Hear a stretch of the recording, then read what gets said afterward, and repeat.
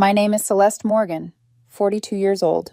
The clink of glassware shimmered like bells beneath the vaulted ceiling of the rented hall, the chandeliers trembling with each note of music. Velvet curtains in deep silver framed the room, catching the glow of lilac lights. I had chosen this place for my daughter's sweet 16, after months of stretching my salary, shuffling bills, and telling myself it was worth it to give her one night where she could feel celebrated, not overlooked. Lily's eyes had lit up the moment we walked in, the kind of light I wanted to preserve forever. I had been careful about every detail. The silver dress Lily had saved up for hung from her shoulders perfectly. The cupcakes bore delicate edible flowers that looked like they'd been plucked from a meadow. The DJ was already easing into one of her favorite songs, the kind with a beat she always drummed out on the steering wheel when I drove her to school. Everything, down to the photo booth with silly props, was exactly as she'd pictured on her Pinterest boards. I'd even paid extra to make sure her playlists were respected. I hadn't asked for a dime from anyone. Not from my parents, who often claimed they just couldn't help financially, but somehow always had fresh renovations for their kitchen. Not from my sister Laura, who made a show of complaining about grocery bills while dropping photos of weekend spa trips online. This was Lily's night, and it was mine to give. But maybe I should have noticed. 2 weeks earlier, my mom had asked 3 separate times what time we'd arrive at the hall. She had leaned into the question too hard, repeating it like a script, not like casual curiosity. So, exactly when will you be walking in, Celeste? Around 7 or later? At the time, I'd brushed it off. Parents can be nosy, but now, standing there, the memory pressed down like a warning I had ignored. The moment came too fast to stop. The music cut. A shrill silence hit the room. Then, confetti cannons, bursting from the corners like cheap fireworks, raining down in pink and gold. Spotlights snapped on, and the crowd shouted as if on cue. "Happy 15th, Sarah." For a split second, my brain refused to process it. I thought maybe we'd walked into the wrong hall, but then my gaze landed on the banner strung across the far wall, huge glitter letters spelling "Happy 15th, Sarah." The cake in the center was a blinding pink tower with sugar roses, not the elegant silver confection I'd ordered. The balloons were pastel, not lilac. And there, at the center table, sat Laura and her daughter Sarah, tearing into gift wrap while my parents beamed like royalty on their thrones. My chest turned hollow. Lily's hand slipped into mine. Mom stood and waved me over, as if nothing were strange. "Celeste, come on, sit. Isn't this wonderful?" We thought it made more sense to celebrate together. Both girls, one big party. Her voice carried, sweet and casual, but beneath it was calculation. I recognized it the way you recognize an old scar. My father sat rigid, studying his wine glass, his silence complicit as always. I glanced at Lily. Her smile wavered, tiny, fragile. She whispered, "Don't worry, Mom." I wanted to scream, to demand why they thought my daughter's 16th, her milestone, the one she had dreamed about, could be hijacked by a 15-year-old who hadn't even planned a party. But I saw the tremor in Lily's lips, the way she was already shrinking inside herself, and I knew. If I made a scene, the humiliation would brand her, not them. So I turned us both around and walked out. The ride home was a vacuum of silence, only the soft hum of the engine and the occasional sigh from Lily. She stared out the window, her reflection broken by passing streetlights. When we finally pulled into the driveway, she didn't wait for me. She slipped off her heels, walked barefoot into the house, and dropped onto the couch in her pajamas like the night had never happened. "Order anything you want," I told her. "No limits tonight." She picked Thai food, pad see ew with extra broccoli. She ate cross-legged in front of the TV, hair pulled into a messy bun, chopsticks clumsily clacking. I sat beside her, pretending I wasn't on the verge of tears. Later, when she went upstairs, I opened my laptop. If they thought they could braid themselves into my life by leeching off my accounts, they were wrong. The gas card my mom had been using, gone. Laura's grocery charges on one of my store accounts, closed. Amazon login, where Sarah's innocent orders had slipped in, new password. Netflix, canceled. DoorDash, where late-night meals I never ate had appeared, terminated. Click by click, I severed every string they had tied into me. By midnight, the family group chat exploded. "Mom, Emily, really, that was unnecessary." "Laura, what is your problem?" Sarah, from Laura's phone. Then it escalated. Walls of text, half accusations, half dramatics. Mom claimed I had humiliated Sarah. Laura accused me of embarrassing her in front of friends. My father's contribution was a single thumbs up emoji after typing, "Let's all calm down." I was staring at my phone, fury and disbelief tangling inside me, when the pounding started on the front door. Sharp, insistent fists rattling the frame. I froze in the hallway. Lily's bedroom light was still on upstairs. I could picture her awake, listening. The pounding grew harsher, desperate. I didn't check the peephole right away. Didn't need to. My gut already knew who it was. And with every strike of that fist on my door, I felt it. This wasn't just about a ruined party. It was about something deeper, a family that thrived on rewriting stories until I was the villain for refusing to play along. I waited, hand hovering over the lock, the vibration of each knock traveling through the wood into my chest. And then silence. I counted out 60 seconds, breath tight, before I reached for the handle. I opened the door a crack, and Laura pushed past with the kind of force that told me she hadn't come for conversation. Her perfume hit first, sweet and cloying, sitting over the sourness of stale champagne. The pink cocktail dress clung to her like a costume that had outlived the party. Her hair was frizzing at the ends, a halo of static around a face that had been crying or drinking or both. She tossed her purse onto the couch without looking where it landed and turned on me as if the room had been waiting for her cue. "You ruined everything," she said, breath sharp, words snapping off her tongue. "Do you have any idea what you did to Sarah?" My mouth opened, then closed. "I ruined everything?" "Yes, you!" she shot back, marching toward the kitchen as though the floor plan belonged to her. "We tried to do something nice, combine parties. Less money, less hassle. You made it a spectacle." I followed slowly, keeping my voice even. "You combined my daughter's sweet 16 with your child's 15th, without telling me, in a hall I paid for, with a cake I didn't order and colors Lily never chose, and somehow I ruined it?" She whirled around. For a heartbeat, her eyes flicked over my shoulder toward the staircase, like she was checking for an audience. That's when I understood something simple and ugly. My sister did not know how to exist without one. "You could have stayed," she said, chin tipping up. "Let Lily have her little speech after dinner." But no, drama queen had to throw a fit. "I walked out quietly," I said, "because Lily is not a prop." "You're impossible." Her laugh was bright and glassy. "You've always made everything difficult. Mom was trying to save you money. You should be grateful." "Grateful for what?" I said, "for being erased?" Her gaze slid to the cabinets. I felt it happen before I understood it. The decision forming, the flicker of impulse that always used to precede the mess I would later clean up. She stepped past me and opened the upper cabinet where I keep the hand-thrown ceramics Lily and I carried home from Santa Fe. Wrapped in tissue, years ago, a trip that still smelled like cedar and dust in my mind. She reached up, took a plate, looked me straight in the face, and let it fall. The crash split the air. Shards spun across the tile. "Stop," I said, too soft. She took another, let it fall. My body moved before my brain did, a half step forward, a hand lifted, too late for the third plate. Another bloom of sound. "Laura," I said, louder now, "stop!" She tilted her head. "You never listened, Celeste. I am done tiptoeing. You embarrassed me in front of my friends. You think you're better than us because you plan things and make lists and talk like a headmistress." She dragged her fingers across the rim of the fourth plate, thumb pale, knuckle whitening. "You could have rolled with it. But no, precious Lily needed her perfect Pinterest moment." The fourth plate shattered like sleep. Behind me, a small sound. Lily had come halfway down the stairs and stopped. She was barefoot in pajama shorts, hair scraped into a makeshift bun that listed to one side.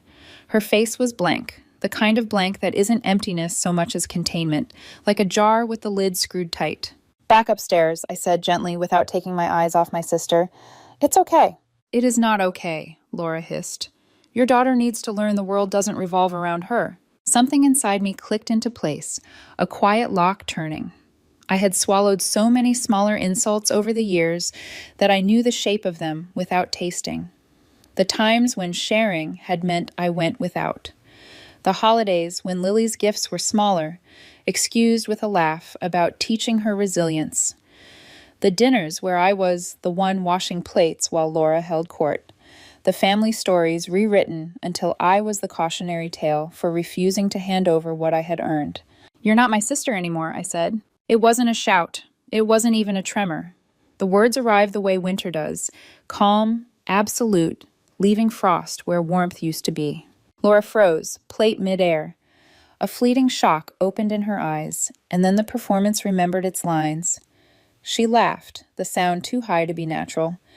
You're pathetic, always have been. You think being cold makes you strong? It just makes you alone. She dropped the plate anyway. The cabinet now held only 3 remaining from the set, standing like survivors who don't know they've survived. She brushed past me toward the door, so close the fabric of her dress rasped my arm. In the hallway, she grabbed the frame photo on the entry table. Lily, age 10, grinning under a sun hat, and flicked the corner with her nail so it rattled in its mount. Her mouth twisted, raising her to be just like you, distant, bitter. Go home, Laura, I said. Sober up. Go to hell. She yanked the door open and slammed it. The photo tipped off the table and cracked against the floor. I stood very still in the wake of it, breath moving in and out like something I had to remember to do. Lily came the rest of the way down, crouched beside me, and together we picked up the ceramic fragments one by one. Her hands were careful. We didn't speak. There was nothing that words could improve. After Lily went back upstairs, I swept and vacuumed and wiped until the kitchen looked as if the night had not tried to use it as a stage. I wrapped the 3 surviving plates in towels and set them in the back of the pantry. I washed the tiny cuts on my fingers where a shard had kissed skin and went to bed with the image of Lily's face at the stairwell burned behind my eyes. Morning arrived without apology. No one called. No one came. I made coffee that tasted like ash and called in sick, listening to the house breathe around me. Lily slept late, then patted down in slippers and ate toast with honey, eyes on some homework sheet she wasn't really reading. We agreed without saying it to make the day quiet. 2 weeks slid by, a silence that hummed under the skin. My phone showed life in other tabs. Work emails, automated billing reminders, a coupon for a store I'd closed, but the family chat stayed like a museum exhibit behind glass. Occasionally, a message would drop in from Mom, smoothing the edges of the story, offering a gentle rewrite. It was a misunderstanding, she'd say in voicemail. We just thought you'd be fine with it. She didn't mention the plates. She never mentioned the plates. One evening, I took the broom from the closet to sweep a corner I'd already swept. I don't know why. Sometimes you need the motion, not the result. Lily was upstairs, sketching at her desk, a picture of a girl in a too-big hoodie, kneecaps drawn like commas, eyes that looked like they were keeping a secret from themselves. The clock said 9:17 when the doorbell rang, followed by a knock, not loud enough to be Laura's. I checked the peephole. Rain sluiced down the glass of the porch light, distorting the figure on the step into a watercolor of grays. He shifted, and the lines resolved into Greg. Shoulders hunched in a damp jacket, hair plastered to his forehead, one hand gripping a folded sheet of paper, the other holding a reusable grocery bag as if it were proof of personhood. I opened the door. He didn't step in. Can I come in for a minute? I nodded and moved aside. He wiped his shoes mechanically on the mat and stood in the kitchen as if afraid to touch anything. I put water on for tea without asking. Sometimes politeness is the only plank on a washed-out bridge. He laid the paper on the table. I don't want to bother you, he began, voice ruined by nights without sleep. I didn't know where else to go. The paper was a damage report. My eyes skimmed the lines. Cracked pipe behind the laundry machines, flooded basement, ruined drywall, water heater destroyed, mold growth beginning. Estimated repairs, $10,274. I'm sorry, he said, and I believed him even before he explained what for. About the party. I overheard Laura and your mom talking 2 days before. I should have said something. I thought I don't know, go along. He rubbed a hand over his face. Insurance says it was a slow leak. They're calling it neglect. He swallowed. If the mold reaches the main floor. He didn't finish. I'm not asking for money. He kept his eyes on the table. I just needed to try something else before I don't know what I'm doing anymore. The kettle clicked. I poured tea. The steam curled between us. The weight of the past weeks pressed down, and under it, something tender lifted its head, annoying in its persistence, familiar in its shape. Compassion, even after the smash. The part of me that wanted Sarah not to sleep on a couch above a rotting floor. I can't promise anything, I said, but I hear you. He nodded, not relieved so much as less alone. He tucked the bag closer to his leg, the way people do when they've had to defend their belongings from chaos. He stood to leave. "Thank you for letting me in," he said, and the words felt heavier than they looked. After he left, I sat with the report under the kitchen light until the numbers blurred and the paper felt warm from my hands. Upstairs, Lily's pencil moved in soft, dependable scratches. Rain laddered down the window. I turned off the light and the room held its breath. The next morning, my mother's voicemail landed like a prepared statement. "How's Lily? Did she recover from the disappointment?" she asked, as if the night had been a clerical error. "Laura is under pressure. This could be a chance for us to come together." The edges of her sentence were sanded clean. No mention of confetti cannons. No mention of plates. I didn't call back. I transferred $4,000 to Greg's account that afternoon. No message, no memo. Just numbers moving from one place to another, as if money were a language you could speak instead of explaining yourself to people who enjoyed misunderstanding you. 2 days later, a text from Laura. "Thanks, that'll help for now." I stared at the screen until the words went flat, like letters could die of their own shallowness. I didn't reply. The silence grew longer legs and learned to walk around the house. And then, a week after the transfer, close to 10 at night, my phone rang with a number I didn't know. I almost let it go. Something, area code, intuition, the way the rain had started again, made me answer. "Aunt Celeste?" The voice was low and careful, not quite a whisper. "It's Sarah. Is Lily home?" "She's upstairs," I said. "Why?" "I need to show you something," she said. "Please don't tell my mom." 10 minutes later, there was a small knock. 3 taps, the kind a child makes when she's trying not to wake a house. I opened the door to find Sarah on the porch, hair dripping, hoodie soaked dark at the cuffs, phone clenched in her hand like a torch. She didn't ask to come in. She stepped across the threshold and held out the phone, the screen already lit. A grainy video filled it, a basement in grayscale, time-stamped 2:17 a.m. The camera watched a door open, a figure descend in a long shirt, bare feet pale on concrete. The figure walked to the shutoff valve, gripped, and turned. A rush of water hissed into the room. The figure stood very still for the span of a heartbeat. Then she screamed. "Mom," Sarah said. Her voice didn't crack. It lowered, as if making itself small to survive. "I found it on Dad's laptop. He was downloading everything for the insurance. He didn't see this one." My hand tightened on the phone. The world did not tilt. It settled. It brought every line into focus. Sarah exhaled like she'd been holding her breath for days. I didn't know who else to tell. Behind her, the rain thickened, a curtain closing on an act that had never been a surprise. Somewhere in the house, Lily's footsteps paused, the house listening with us. Before I could say a word, before I could ask what this meant or where we went from here, the doorbell rang again. Once, twice, sharp, deliberate, not Laura's. Through the peephole, I saw Greg. He looked like he hadn't slept in a week, rain cuffing his shoulders, eyes blown wide and hollow. He was holding his phone like a verdict, and in the other hand, a folder swollen with papers that hated the light. Greg's face behind the rain-streaked glass looked carved out of exhaustion. His knuckles were pale around the folder he carried. When I opened the door, he didn't step in right away. He hovered on the threshold, as if afraid my house would swallow him, or worse, that he would contaminate it by crossing over. "Celeste," he said, voice low, rain dripping from his hairline onto his collar. "I think I need to show you something." Sarah stiffened beside me. Her hoodie clung damp to her shoulders, her phone still in my hand, like evidence too fragile to pocket. I met her eyes. She shook her head once, small, urgent. She hadn't wanted him to know yet. But some truths don't wait for permission. I ushered him inside, closed the door, and motioned toward the kitchen table. He set down the folder with care, as though each page were a live wire. When he opened it, the scent of wet paper and mildew puffed into the room. "Damage report," he said, but his voice cracked. "They're saying 10,000 at minimum. Mold's in the walls now. If it spreads upstairs..." He pressed his palms flat against the table. "We don't have that kind of money."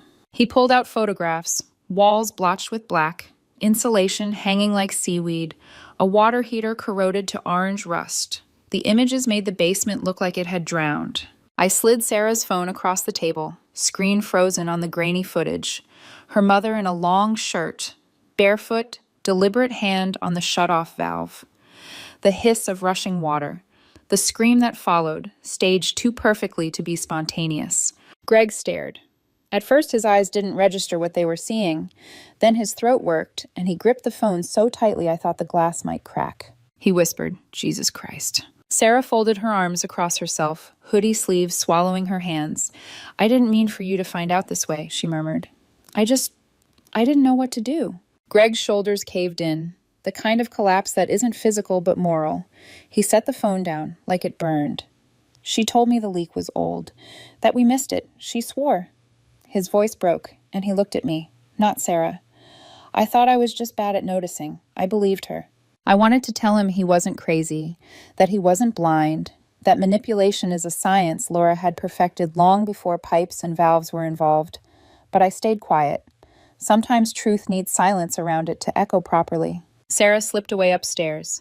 I heard her door click shut, a soft punctuation. Greg sat in my kitchen, his damp jacket darkening the chair, his hands trembling against the folder.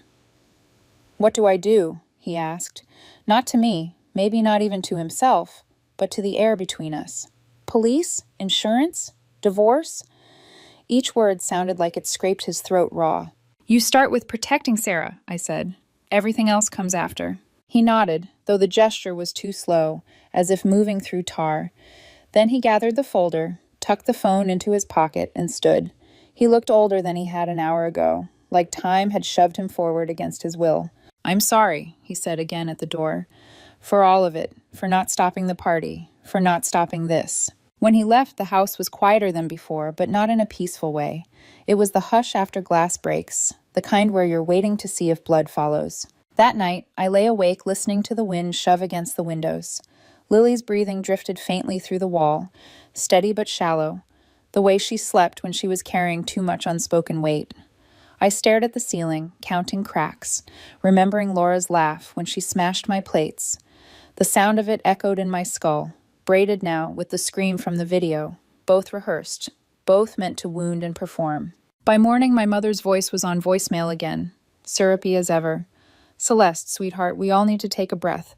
Laura's under so much stress. You could use this chance to show grace, bring everyone back together. Call me." Grace. That was her word. She wielded it like a bandage she could slap over any fracture, no matter how deep. I didn't call back. Instead, I logged into my account and stared at the numbers. 4,000 already gone, 10,000 more needed. My own house needed a water heater soon. The office still doubled as a storage closet. Lily had been dropping hints about a weekend trip. Something simple, just the two of us, a reset. All of it mattered. And yet my finger hovered over the transfer button again, because I couldn't erase the image of Sarah curled on my porch like a stray. I hated myself for it, but compassion is sometimes indistinguishable from weakness. I sent another 2,000. No message, no explanation, just a transaction. This time Greg didn't respond, but Laura did. A single sentence. "Thanks. That'll help for now." I threw the phone onto the couch. It landed face down, mercifully muting the vibration that followed seconds later. A new string of messages lighting up the family group chat. "Mom, your sister is going through a lot. Please be understanding. Laura, you always act like the victim. We were trying to celebrate family." Sarah, again from Laura's phone. "Dad, let's all calm down." The absurdity almost made me laugh. Almost. Instead, I closed the chat and powered the phone off. That evening, Lily lingered in the doorway of my bedroom. "Mom?" "Yeah?" Her eyes flicked down to her hands, where a pencil smudge streaked across her knuckle. "Is Sarah okay?" I considered the easy lie. Then I said, "She's scared." Lily nodded once, a tiny motion. "Sucks," she said, voice flat. Then she disappeared down the hall. I lay awake again, replaying her tone. The flatness wasn't indifference. It was recognition. She was learning early what had taken me decades, that in this family, silence wasn't blindness. It was survival. 3 nights later, my phone buzzed again. Unknown number, same area code. I answered. "Aunt Celeste?" It was Sarah. Her voice was rushed, like she was calling from under a blanket. "I need to ask you something. Please don't tell my mom." My stomach sank. "What is it?" "I think I need to leave." The line went quiet after that, only her breathing loud against the receiver. Then the call dropped. I stared at the dark phone screen, pulse drumming, waiting for it to light up again. It didn't. And just before dawn, Lily's voice carried from upstairs. "Mom, someone's outside." The gray of morning had barely thinned the sky when I moved to the front door. My hand hesitated on the knob, braced against whatever waited. Through the peephole, I saw her, Sarah, curled on the porch in a hoodie too thin for the chill, backpack clutched to her chest, pillow jammed behind her head as if she had set up camp in desperation. One sneaker had slipped off, lying sideways on the doormat. She hadn't knocked. She hadn't texted again. She had simply come. I opened the door slowly. She stirred instantly, eyes flashing open without the haze of sleep. She didn't flinch at being caught there. She didn't apologize. She just picked up her things, stepped inside, and moved past me as if she'd lived here all along. In the kitchen, she lowered her backpack to the floor and whispered, "I don't want to go back." Her voice was steady, but her fingers twisted in her sleeves, pulling threads loose. I made her toast, scrambled eggs, poured juice. She ate quietly, each bite careful, like someone testing the ground before stepping forward. When Lily padded downstairs, hair mussed from sleep, she blinked at Sarah at the table. Not shock, just a pause, as if the unspoken truth had arrived exactly as expected. They exchanged a look, one that carried more understanding than words.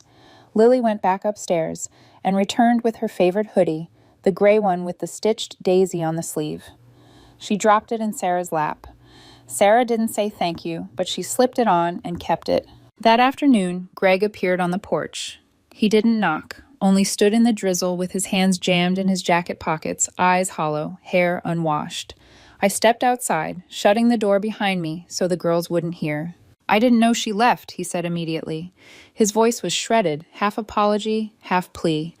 "Laura was yelling all night, accusing everyone of plotting against her. She tried to take Sarah's phone. She must have pushed past and ran. I didn't even hear the door. She's safe," I told him. "Fed, calm." He nodded, exhaling like he'd been underwater. "Can she stay? Just for a few days?" His eyes darted away, shame burning through the request. "I know I'm asking too much." "She can stay as long as she needs," I said. Then I fixed my voice. "But no more lies. No more pretending nothing's wrong. I won't be dragged back into that." His shoulders slumped in relief. He reached into his jacket and pulled out a white envelope, pressing it into my hand. Inside, a neat stack of $2,100 bills. "I found out she used your money," he said quietly. "For furniture, a new home office. I thought you should have this." I stared at the cash. It wasn't about money anymore. Still, I closed the envelope and slipped it into my pocket. Not for Laura, for me, for Lily, for Sarah. That night, the two girls curled up in Lily's room, laughter muffled through the door. It was brittle at first, then loosened into real giggles over popcorn and a bad horror movie. The sound felt like sunlight cracking through blinds after weeks of storm. The peace lasted until Saturday morning, when the crunch of gravel in the driveway jolted me upright. Through the window, I saw my parents' old Buick parked crooked across the stones. Both of them climbed out, moving like a unit, purposeful, armed with righteousness. I opened the door before they could ring. "Celeste," my mother began without greeting. Her lipstick was precise, her expression set in practiced disappointment. "We need to talk about what you're doing." My father shifted beside her, gaze fixed somewhere over my shoulder. "You are escalating things," Mom continued. "Laura is struggling. You're making her look unstable, which only makes things worse for Sarah. This is family business. You should have let us handle it." "Family business," I repeated. The words tasted like rust. "You've always liked being the one who's right," she pressed, stepping closer, perfume cloying. "But sometimes family needs grace more than justice." For a moment, I almost laughed at the script of it, how she could fold betrayal into benevolence, how she could reframe cruelty as a test of my compassion. But I didn't. I let silence sit heavy between us, then turned and walked back inside, closing the door behind me. Their voices muffled, then faded as they retreated to the car. Later that day, Laura herself arrived. No warning. Her SUV pulled into the driveway like it owned the gravel. She strode to the door in oversized sunglasses and a fresh blowout, polished armor for a crumbling war. She didn't wait for an invitation. She pounded her fist against the wood until I opened. Her gaze swept the living room, suspicion tightening her jaw, as though she expected to find a cult hiding behind the curtains. "You win," she said finally, tearing off the sunglasses. Her eyes were red-rimmed, mascara smudged.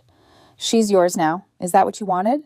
"Leave, Laura," I said. Instead, she walked into the kitchen, her heels clicking on the tile. Her eyes landed on a wine glass drying in the rack, the last one of the set she'd once shattered with such glee. She picked it up, turned it in her hand, and without hesitation hurled it against the wall. The crash rang through the house, shards skittering across the floor. She turned to me, wild and trembling. "You're not my sister anymore." "All right," I said, calm, final. The words seemed to knock the wind out of her. She had expected a fight, a plea, a denial. What she got instead was a closed door she couldn't pry open. Her face twisted, somewhere between fury and grief. She stormed out, slamming the door so hard a different picture frame toppled from the entry table and splintered. Upstairs, I heard the girls' laughter cut off mid-breath. Silence followed, taut and listening. That evening, the phone buzzed with Greg's name. His voice on the line was thin, shaking. "It happened again," he said. "Another leak. Upstairs this time, kitchen ceiling." She refused to let the repair team back in, said they were spying on her. "The floorboards are buckling, the wiring's dangerous, and—" His voice broke. "Insurance won't touch it." I sank into a chair, staring at the wall where the glass had exploded hours earlier, the mark of it still wet. The house was falling apart, and not just hers. Greg's words rang in my ears long after the call ended. Another leak.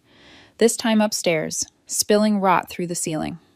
His voice had trembled with something more than exhaustion.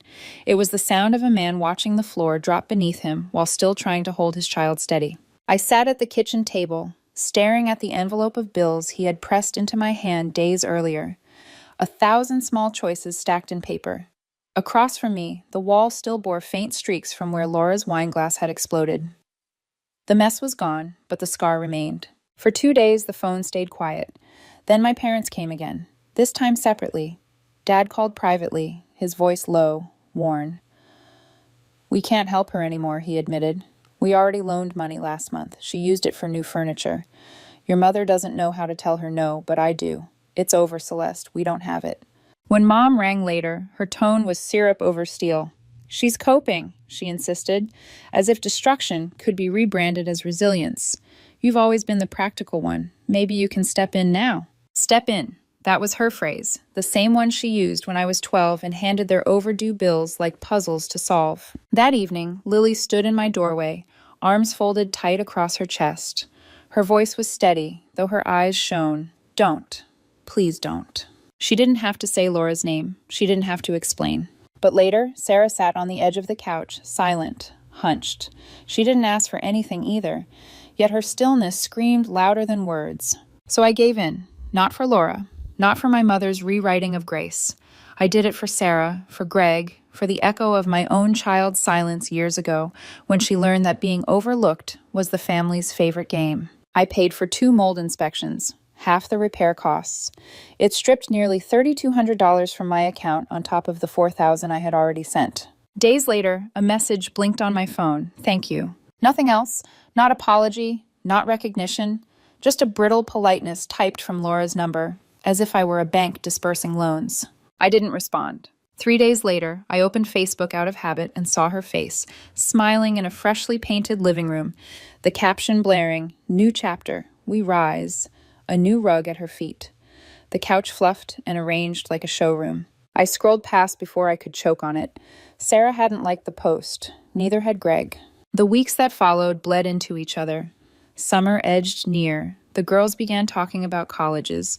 Sometimes I overheard them whispering in Lily's room about dorms, about sharing a space, about getting as far away as possible.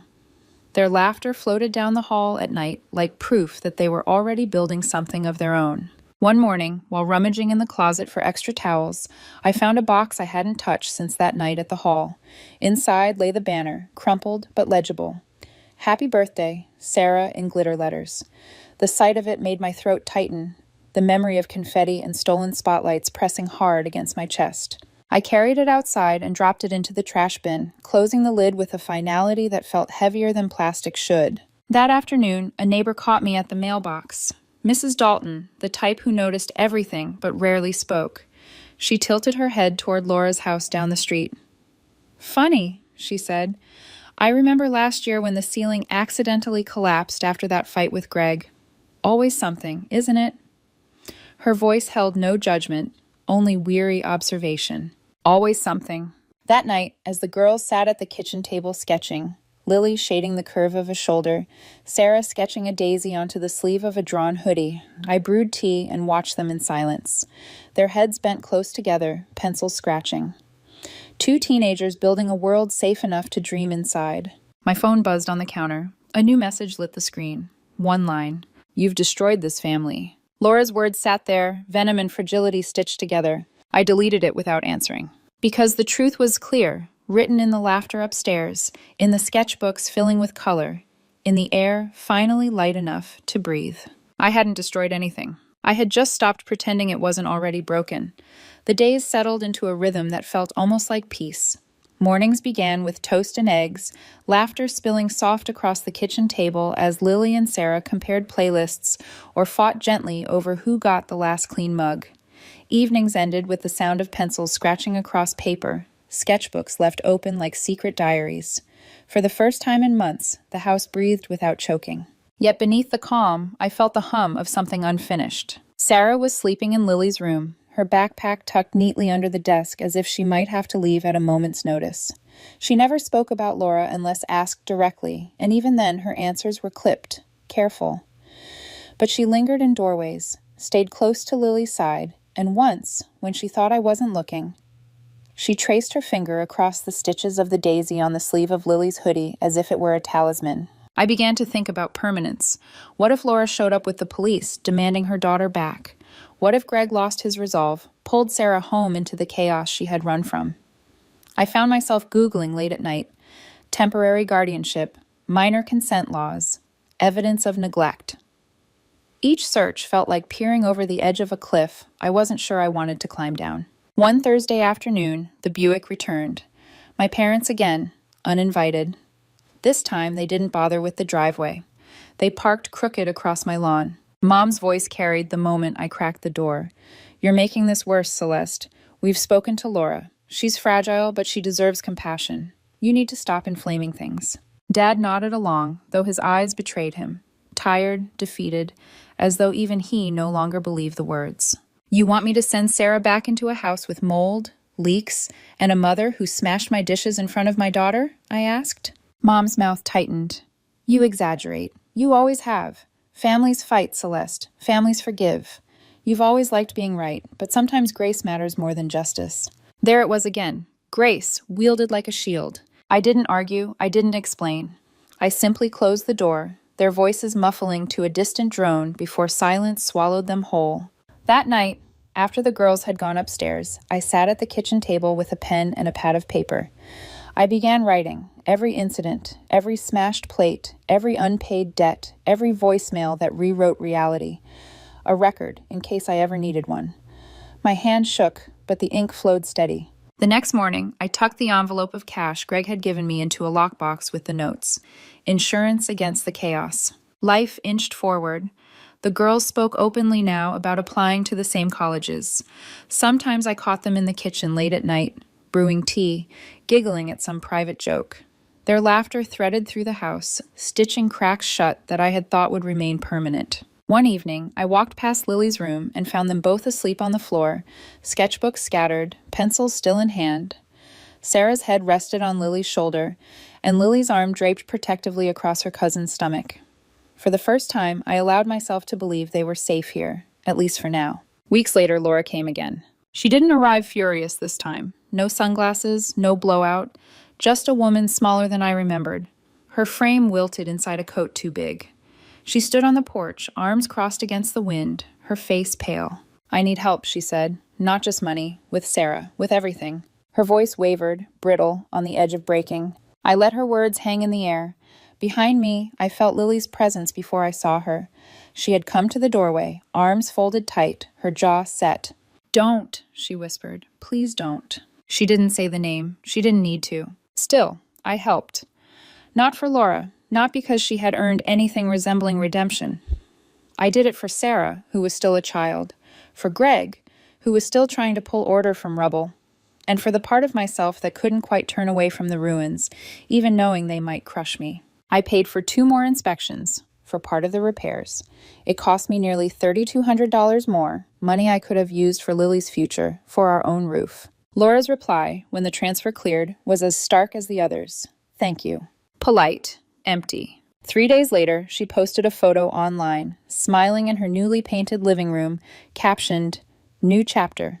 We rise. Sarah didn't like the post, didn't comment. She didn't mention it at all. The summer heat settled in.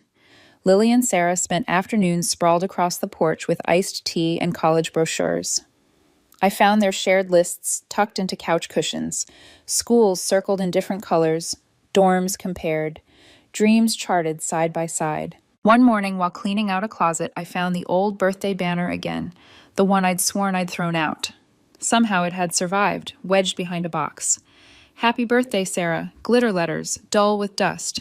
I stared at it for a long time, the weight of that night pressing down like a storm cloud. Then I carried it outside, dropped it into the trash bin, and shut the lid. I didn't tell anyone, because this wasn't about forgiveness anymore. It was about finally letting go. And yet, as twilight fell that night, my phone lit up on the counter. An unknown number. Just one line. It isn't over. I turned the phone face down, letting the screen go dark. Upstairs, laughter bubbled from Lily's room, warm and unbroken. That was what I chose to keep.